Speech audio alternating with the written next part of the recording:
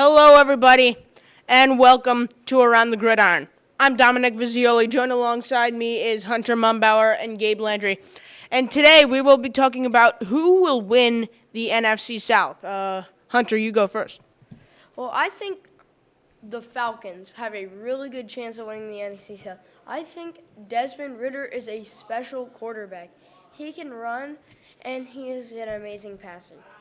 And then you have this special running back, this special rookie running back, Bijan Robinson. He could be a top 10 running back in his rookie season. He is just amazing. And then their wide receiving core, it's lagging a little bit, but Drake London can get it done. And then you have at tight end Kyle Pitts. He's just good. He's really good. Gabe? I have to agree. It's almost like they're clear favorites. They have one of the best young cores in the NFL. Kyle Pitts, maybe this will be his breakout season. They had an amazing draft by getting Bijan Robinson. Desmond Ridder, I'm not sure how he's going to perform, but, I'll happily watch along for the ride. Yeah, as a Falcons fan myself, I'm not completely sure about my team winning the NFC South, but,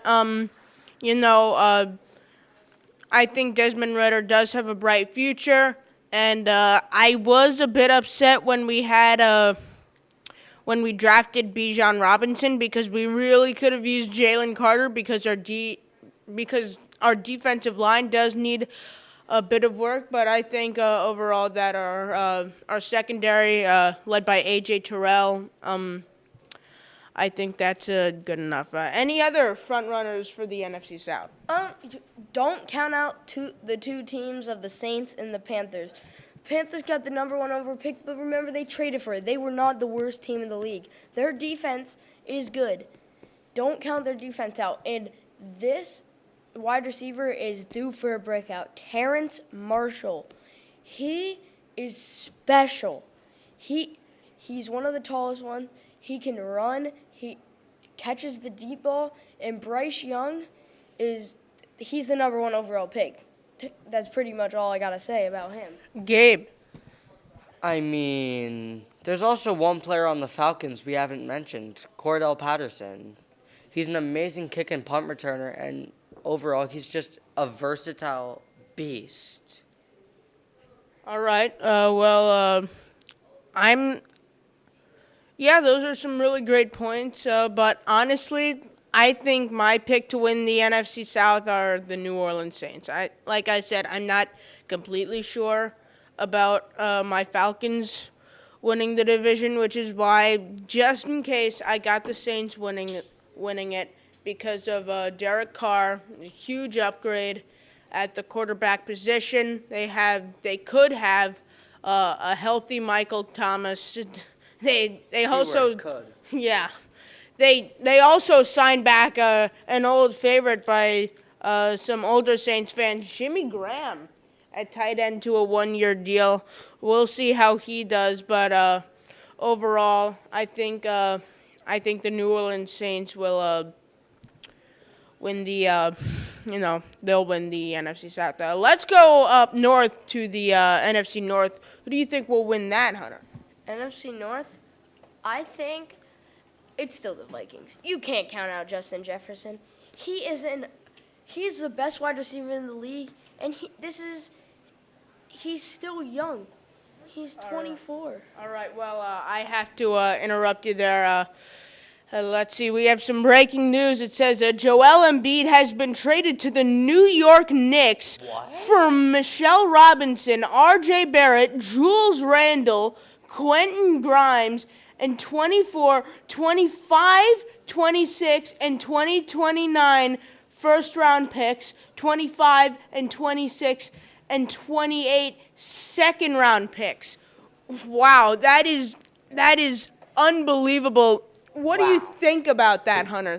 This is probably one of the biggest trades in NBA history right here. That's crazy, because now you have an amazing passer. Talk about the Knicks. You have a good passer in Jalen Brunson, and then you have Joel Embiid for him to pass it down low.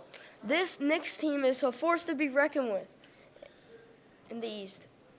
And all of a sudden, they just trade their entire future away to the Sixers. What do you think about that game? Wow. I mean, the Knicks are obviously going for a title. R.J. Barrett was struggling, but adding Joel Embiid to that Knicks team, I think they can go all the way to the finals. I mean, Joel Embiid, you take it to the right, he takes it to the right, he's driving. Put it in his left hand, he's shooting it, and he's going to make it. He is an MVP and one of, if not the best player behind Nikola Jokic in the stacked league. Yeah, I could not believe my eyes when I saw that breaking news. But I'm going to reference the Vikings here because in the 1990s. Hold on. In the 90s, the Vikings traded their entire future for Herschel Walker, and it turned out a bust.